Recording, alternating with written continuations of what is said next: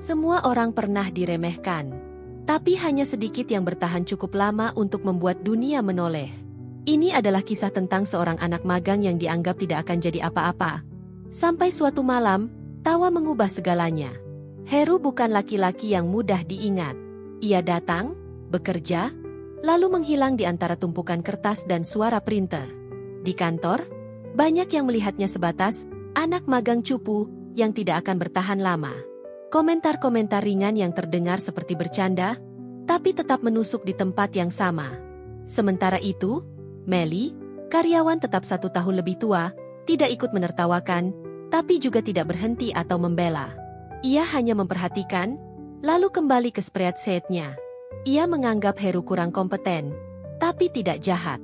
Hanya realistis, pikirnya.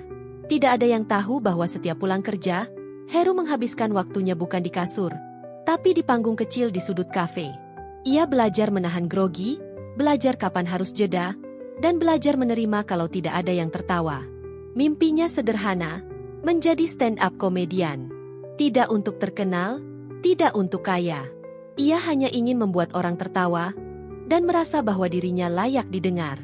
Pada suatu pagi yang terlihat biasa saja, Heru menyerahkan surat resign. Tidak ada drama, tidak ada pidato perpisahan. Kantor berasumsi ia tidak kuat tekanan. Komentar pun kembali hadir seperti biasa. Sudah kuduga. Jadi anak magang memang begitu. Memang gak cocok di sini. Heru hanya menunduk, mengucapkan terima kasih, lalu pergi. Dan halaman hidup berganti. 1 tahun kemudian, Melly masuk ke kafe kecil setelah pulang kerja. Ia hanya ingin bersantai bersama temannya. Lampu diredupkan, kursi-kursi mulai terisi, dan beberapa penonton menunggu dengan minuman di tangan. Saat nama pembawa acara menyebutkan jadwal malam itu, Melly tidak terlalu memperhatikan, sampai satu nama terdengar jelas di mikrofon. Berikutnya, kita sambut Heru. Kepalanya terangkat.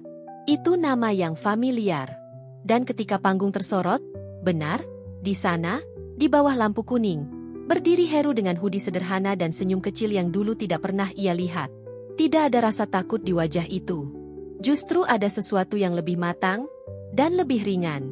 Heru mulai bercerita tentang kantor, tentang dipandang remeh, tentang dianggap tidak akan jadi apa-apa.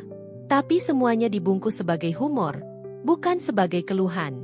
Penonton tertawa, bukan karena mereka mengejek, tapi karena cerita itu jujur dan lucu dalam cara yang menyenangkan.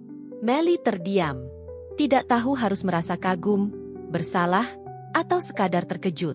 Ia menyadari bahwa Heru yang dulu ia lihat di kantor hanyalah kulit luarnya saja. Setelah show selesai, mereka bertemu sebentar. Canggung, tapi hangat.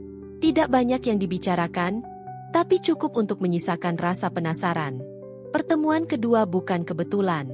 Kali ini Melly datang sendiri. Ia sengaja duduk di barisan depan. Ketika nama Heru dipanggil, ia berdiri dengan percaya diri yang berbeda dari tahun lalu. Saat membawakan materi, Heru melempar satu kalimat ringan. Dulu diremehin, sekarang tiket sold out. Dunia tuh lucu ya. Penonton tertawa. Melly menunduk sambil tersenyum, mencoba menyembunyikan pipinya yang memerah. Setelah malam itu, cerita berlanjut. Tidak langsung menjadi romansa.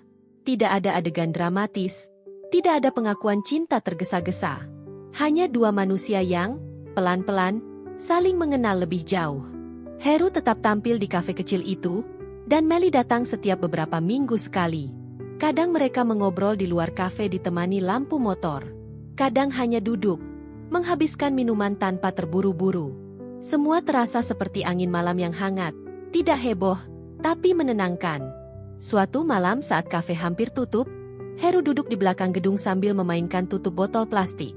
Ia menatap langit yang gelap, lalu berkata pelan, seakan pada dirinya sendiri. Seneng juga sekarang yang nonton bukan cuma haters. Melly menoleh dan menjawab dengan suara lembut. Harusnya dunia tahu kamu dari dulu. Sederhana, tapi cukup untuk membuat dada Heru terasa lebih ringan. Kisah ini tidak punya adegan kembang api.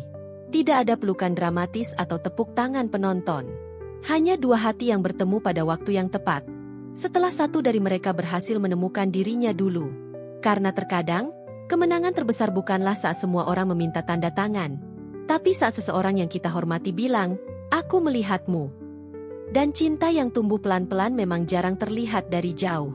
Namun justru karena itu, ia bertahan lebih lama.